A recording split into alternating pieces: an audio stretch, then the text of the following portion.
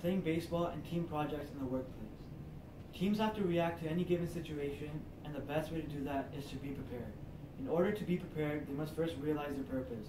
What do they want to accomplish? That would be their goal. Baseball teams have a goal to win. Work teams have a goal to complete the task assigned. After setting a goal, teams must create strategies to achieve their goal. Creating and carrying out these strategies include effective communication. People can further push themselves to achieve team goals by setting personal goals that contribute to the team's success. The first step towards accomplishing a goal is planning. Before each pitch in baseball, there is planning involved. A catcher and a pitcher must cultivate a plan to get the batter out. They have to decide if they want the batter to swing at a pitch out of their bat's reach, or if they want to get it with a fast strike straight past his bat. Should they try to get the ball hit into the dirt so they can go for the double play, or should they intentionally throw the pitch high so the catcher can easily get the ball and get the runner out at second? At the same time, all the fielders need to know where they should be when the pitch is thrown. Should they shift to the left for the powerful lefty hitter, or moving close to home plate for the speedy bunter expected to punt? Part of making a plan is implementing a strategy, and that's done by assigning roles. In baseball, there are many specific roles assigned, and each is as important as the other. A starter is expected to throw a good 6 or 7 innings. After that, a reliever is called in to get the next few outs, and then the closer to finish the game. Each of these players have different roles, but the team needs everyone to pull their weight to achieve their goal.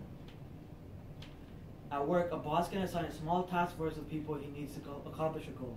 The most effective way to accomplish this goal is by setting a plan and creating a strategy for the team to follow.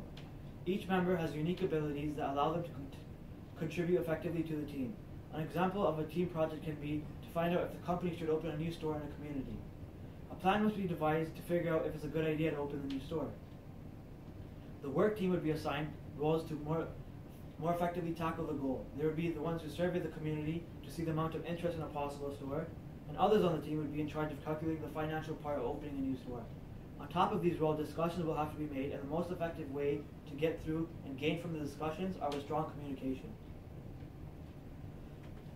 The information from this slide is taken from Beverly Madley Hammer's research paper on communication in the workplace, Pat Lynch's research on the value of setting workplace priorities, and Module 2. In Beverly Madley Hammer's research paper, she says, communication is a vital part of personal life and is also important in business, education, and any other situations where people encounter each other. This goes for baseball and the workplace. And according to Pat Lynch's research on the value of setting workplace priorities, researchers showed that when supervisors or managers define organizational goals and priorities clearly, translating them into work unit level priorities, conscientious employees perform at higher levels than they do when such priorities and goals are not defined and communicated clearly. With that being said, members of a team must be able to effectively communicate with each other to ensure the best possible outcome. A player on a baseball team must know what they're doing before every pitch. A worker on a team project must also know their assigned role and what's expected from them. Individual players must work together with their teammates to ensure everything goes according to plan. If they don't work together, mistakes are sure to be made, which can cost the team. From the signals shared between the catcher and pitcher that tell the pitcher what to throw to them, and to the manager's signs to his player on first base whether he should steal or not. Communication is a major part of baseball. It can be the difference between success and failure. As I learned in Module 2, both players need to correctly encode the signals so the other can decode them effectively. Similarly, for team projects in the workplace, workers must effectively communicate with each other to achieve the goal. Messages have to be sent among the workers to make sure everyone is on the same page, whether that means the time of the next meeting or an idea someone has to resolve an issue. If communication is unclear, it hurts the team.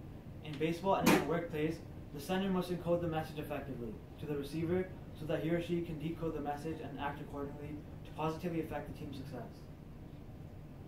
The information from this slide is taken from Flora Richard Gustafson's example of goal setting in the workplace. Just like baseball, workers must also set out personal goals to better themselves. Gustafson says, to help employees have a sense of purpose in a company and feel motivated, it is important for each one to have personal, professional goals. It is common for employees to establish personal goals during an annual review, but the creation and review of ongoing new goals can help increase an employee's success. Employee goals can include earning a promotion, gaining more responsibilities, acting as a project manager, gaining more clients for the company, or earning a company bonus. When an employee creates goals, his or her manager can show support by helping them develop action steps, creating deadlines, and celebrating each victory.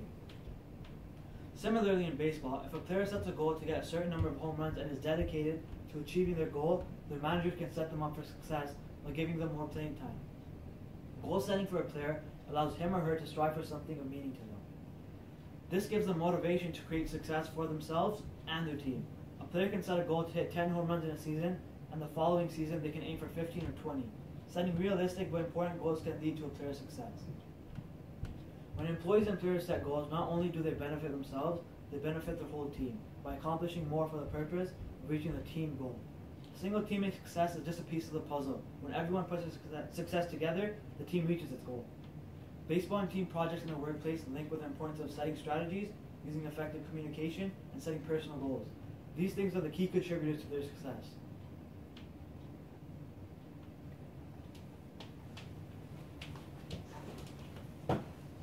Was it better the other time when I didn't record? Yeah. Why was this only